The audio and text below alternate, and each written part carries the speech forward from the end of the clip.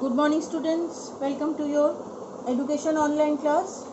Today we will start with Brahmanic education, the second type of education which we will going to start today. In the last few classes we have done Vedic education. Now we will do Brahmanic education, and after that we will continue with Buddhist education and finally Islamic education. So just like Vedic education, for Brahmanic education was also based on Gurukul system, and they used to reside, the students or the Chhatra, they used to reside in Guru's house, and Guru used to run the school with his own authority. But fortunately, the relation and the entire system of education was based on a psychological principle. You know, psychology means our mind, our soul, our wish, our will, and the teachers were very flexible and they were very close to the heart of the students. And Brahmanic system was very much flexible. It was open to all castes, and they used to stay and lead their life. The gurus used to lead their life with the help of the charity or the donation they used to get from well wishers or the family of the students or from different social agencies. Now, Brahmanic education was also very psychological, because they used to give a little bit flexibility to the students, and it was based on morality, you know. So in this system, at the end of education, the before the students used to return to their home, they were being taught some instructions which they have to pay throughout the life being a Brahmana. So that we will read in the remaining part. So today we will start first with the principles of Brahmanic education, method of teaching, and finally the teacher-student relation. These 3 points we will cover today. On the remaining part, we will see the remaining points. The ultimate aim of education. First, I am starting with principle of education. As I have told you, once again I will repeat that these PDFs you are not going to, this chapters you are not going to get in your book properly. So you have to follow the PDF, see the PDF at the end of the video, then the last part of the chapter where you will get all the details. First, we will start with principles. The ultimate aim of education was character formation. So as I have told you that formation of character was considered very important in case of Vedic as well as in Brahmanic system of education. Education should start from 4 to 9 years. Individual teaching was stressed.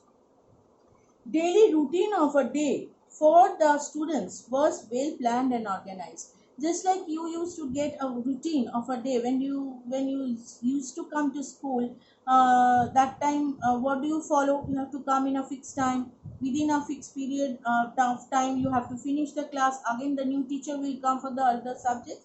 Just like that, their planning and routine was also very much pre-planned and organized. There was a close relation between Guru and Shishya or the students.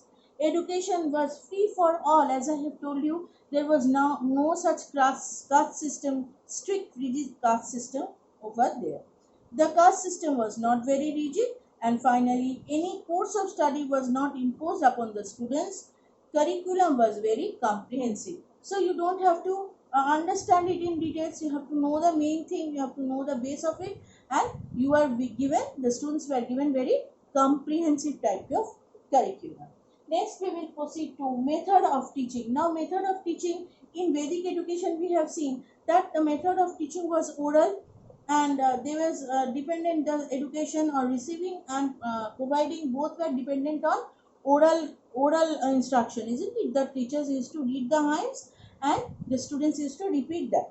Here, stress was laid on repetition and memorization by the people. Now see how much they will repeat. As we used to say that please repeat the chapter once again, go through the chapter once again before exam, because you know, as you repeat, you can learn more, you can by heart it more, isn't it? So the same procedure was followed by the Brahmanic system of education. Stress was laid on repetition and memorization by the pupil or the student. Verbal learning, verbal instructions were provided to the students. Stress was given on correct pronunciation. See, these are the similarities between the two factors. Vedic education was also having the same. When we have discussed Vedic education, we have discussed the same, that Vedic followers, they used to learn proper pronunciation, isn't it? And was given on correct pronunciation. Stress was given.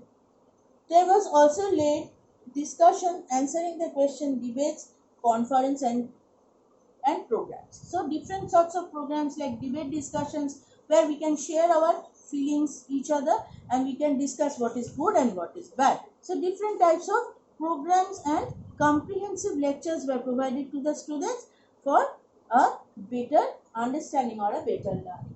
Next point, we will start with teacher-student relation.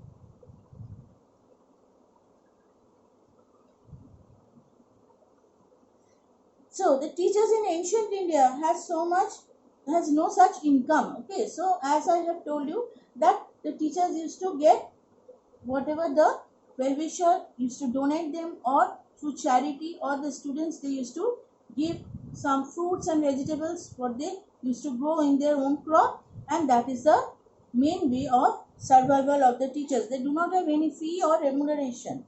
The teachers were the only source of knowledge, and he has influenced the life of the student. So there was a great influence of the teachers, and the life of the students, they also have to follow the teacher and his lifestyle. So his life was of a great influence on the student. The relation between teacher and student was warm and healthy. This considered as a very soft or very sensitive corner of the heart of the student, because they used to respect the teacher. The teacher was regarded as a spiritual father of the people. Means next to the father, he was considered as spiritual father who will teach them what is good, what is bad, what is moral, what is immoral, what is desired and what is not, etc. Extra duties were also given to the teachers, and they were provided. They used to see whether the students can understand or not, or they can interact with the teachers, so that they can feel free to interact. Just like that, if you feel any difficulty, you ask us what is the meaning of this or what is the meaning of that. The freedom was given to the Brahmanic system of education students. Those who can, they were very free to ask the teachers about their problem. So the relation was warm and healthy. In the next class, we will continue with the remaining part, the period of education, when the class will start, curriculum, aims of Brahmanic education, etc. Thank you very much.